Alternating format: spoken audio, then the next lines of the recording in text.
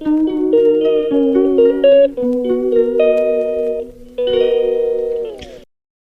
Guys, welcome back to my channel. কেমন আছো তোমরা সবাই? আশা করছি সবাই ভালো আছো। আমরা মোটামুটি ভালোই আছি। প্রচণ্ড গরমেও বলছি ভালো আছি, কিছু করার নেই, ভালো আছি বলতেই হবে। তো চা বসিয়ে দিয়েছি। চা করতে গিয়ে দেখো দুধ জাল দিতে গিয়ে কিছুটা দুধ পড়ে গেছিলো। পরিষ্কার গ্যাসটা একদম গেছে নোংরা হয়ে। তো গতকাল রাতে ভিজিয়ে রেখেছিলাম হচ্ছে মিশ্রি আর মৌরি। এখন সেই জলটাই আগে খেয়ে নেবো আর সবাইকে একটু দেবো, তোমাদের দাদাকেও দেবো, বাবুকেও দেবো, তিনজনে মিলেই খাবো। মৌরি মিশ্রি জলটা না পেটটা বেশ ঠান্ডা থাকে, তো সেই জন্য সকালবেলা এটা খাওয়ারই চেষ্টা করি। কখনো কখনো একটু গুঁড়ও ভিজিয়ে রাখি, গুড় আর মৌরিও ভিজিয়ে রাখি, ঠিক নেই, যখন যেদিন যেটা মনে হয় সেদিন সেটাই ভেজাই। এক নাগারের যে মিশ্রি জল কিংবা এক নাগার গুড়ের জল সেটা খাই না, মাঝে মধ্যে একটু পাল্টেও খাই। তো এই যে এখন এটাকে ছেঁকে নিলাম, ছেঁকে নিয়ে মৌরিটাকে ফেলে দেবো। মৌরি আর এর মধ্যে দিয়ে দিয়েছিলাম হচ্ছে মেথি, দুটোকে একসাথে ভিজিয়ে নিয়েছিলাম। বাবু উঠে ব্রাশ করে চলে গেছে ওর জেজের ঘরে, জল খেয়ে চলে গেছে। তো তখন ওকে এই মিষ্টি জলটা দেওয়া হয়নি। তো তোমাদের দাদাকে বললাম যে বাবুকে একটু দাও আর তুমিও একটু খাও। তো ওদেরকেও এখন দিয়ে দেবো।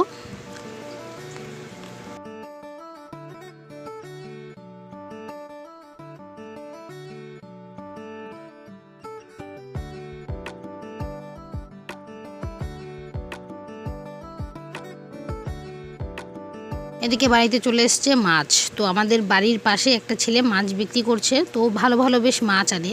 তো সেই জন্য ওর কাছ থেকে মাছটা নেওয়ার চেষ্টা করি। এখন আর ফ্রিজে রেখে মাছ খাই না, মানে প্রতিদিন অল্প অল্প করে নিই, যতটুকু প্রয়োজন হয় ততটুকু নিয়ে রান্না করে খাই।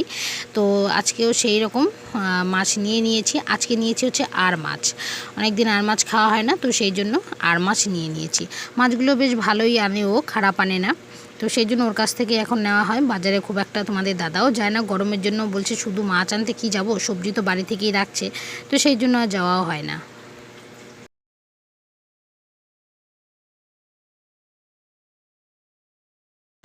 মাছ নিয়ে চলে এসেছি আর বসে গেছি হচ্ছে চা খেতে। তোমাদের দাদা আর আমি দুজনে চা খাবো, সাথে নিয়েছি দুটো খেজুর, 2-4টে বাদাম আর সেই দিদিবাড়ির বিস্কুট এখনও চলছে। তো আছে, খুব শিগগিরই শেষ হয়ে যাবে, কারণ আমি মানে একটু বেশিই খাই, বিস্কুটগুলো এত ভালো লাগে খেতে, তো সেই জন্য একটু বেশি করেই খাওয়া হয়ে যাচ্ছে। তো যাই হোক, চলো চাটা খেয়ে নিই। চা খেয়ে এদিকে চলে এলাম হচ্ছে বিছানা তুলতে। ওদিকে রান্না হচ্ছে, রান্না বসিয়ে দিয়েছি।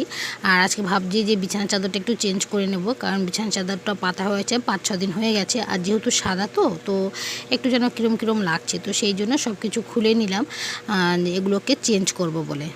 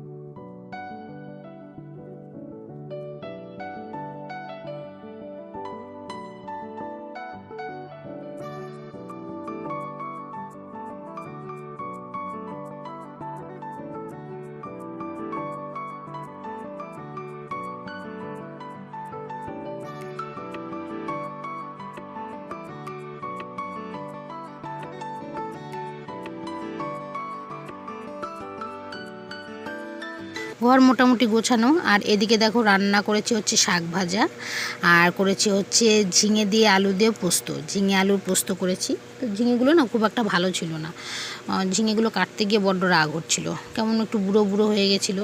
তো তা যতটা ভালো ছিল ততটা দিয়ে একটু আলু দিয়ে করে নিয়েছি।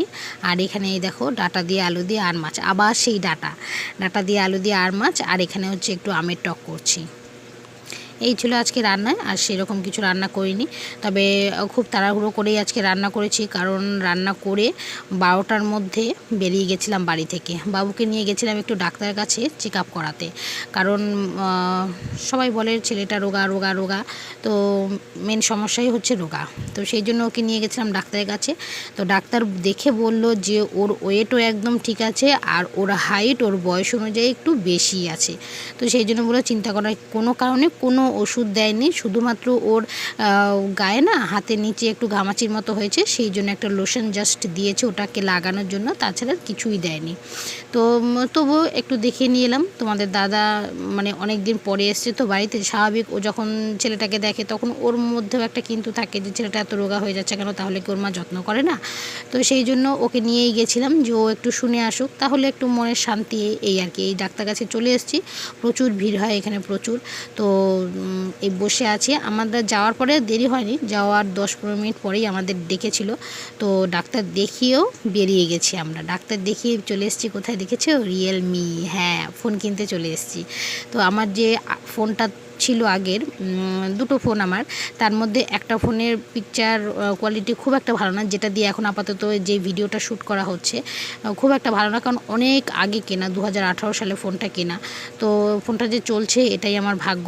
আর একটা যে ফোন আছে সেই ফোনটা হচ্ছে কালো হয়ে যাচ্ছে, নিচটা ধীরে ধীরে কালো হয়ে যাচ্ছে, স্ক্রিনটা মানে কিছুই বোঝা যায় না, ওপরের দিকের স্ক্রিনটা পুরো সাদা হয়ে গেছে আর নিচের দিকের স্ক্রিনটা কিছুটা কালো হয়ে গেছে। তো সেই জন্য তোমাদের দাদাকে বললাম যে আমাকে একটা ফোন অন্তত কিনে দিয়ে যাও, কারণ ইউটিউব করি কিংবা নাই করি, মানুষের সাথে একটু কথা তো বলতে হবে। আমার মায়ের কাছে একটু ফোন করতে হয়, তোমাদের দাদাও ফোন করে, একটু ছেলেকে দেখে, আমার সাথে কথা বলে। তো যদি ফোন না থাকে তাহলে কি করে কি হবে? আর সত্যি কথা বলতে ফোন সম্পর্কে আমি খুব একটা বেশি বুঝি না। তো সেই জন্য তোমাদের দাদাকে বললাম যে তুমি থাকতে থাকতে আমাকে একটা ফোন অন্তত কিনে দিয়ে যাও। তো সেই কারণে এই যে চলে গেছি আমরা ডাক্তার দেখিয়ে ফোনের দোকানে। তো ফোন আজকে কিনে নিয়েছি, আর ফোন কিনেছি হচ্ছে রিয়েলমি C67। তো এরপরে যত ভিডিও করব ওই ফোনটা দিয়েই করব, তো তখন বুঝতেই পারবে ওটার পিকচার কোয়ালিটি কীরকম কী। তো এই যে দেখো ফাইনালি ফোনটা খুলে আমাদেরকে দেখালো, কারণ আগে তো আর ফোন খুলে দেখায় না, আগে মডেলটা দেখায়, তো যদি পছন্দ হয় তারপরে সেটা খুলে দেখায়। তো এই যে আমার সেই ফোনটা। তো এই দেখো পুরনো ফোনটা, তো পুরনো ফোনটা একটু দেখলে তোমরা বুঝতে পারবে, মানে বাধ্য হয়ে ফোনটা কিনলাম। এই মুহূর্তে ফোনটা কেনা আমাদের কোনোভাবেই সম্ভব ছিল না, কারণ জানোই তোমরা ছাদ ঢালাই দিলাম, তো তাদের তো প্রচুর টাকা লেগে গেছে। কিন্তু মানে ফোন না হলেও তো হয় না, ইউটিউব করি বা না করি, ভিডিও করি বা কিংবা না করি, মানুষের সাথে কথা তো একটু বলতে হবে, তাই না? তো দেখো নিচ দিকটা বুঝতে পারছো কি না, নিচ দিকটা পুরো কালো হয়ে গেছে, আর উপর দিকটাও আবছা হয়ে গেছে, কোনো নাম্বার টাম্বার কোনো কিছুই সেইভাবে এখন আর বোঝা যায় না। তো সেই জন্য বাধ্য হয়ে ফোনটা আমাকে নিতে হলো। তবে ফোনটা অনেক দিন চলেছে, এখন যদিও নাও চলে আমি তবু ফোনটাকে কোনো রকম দোষারোপ করতে পারবো না, কারণ সত্যি অনেক দিন চললো। তো যাই হোক, চলো আজকের মতো টাটা, সবাই ভালো থেকো, সুস্থ থেকো।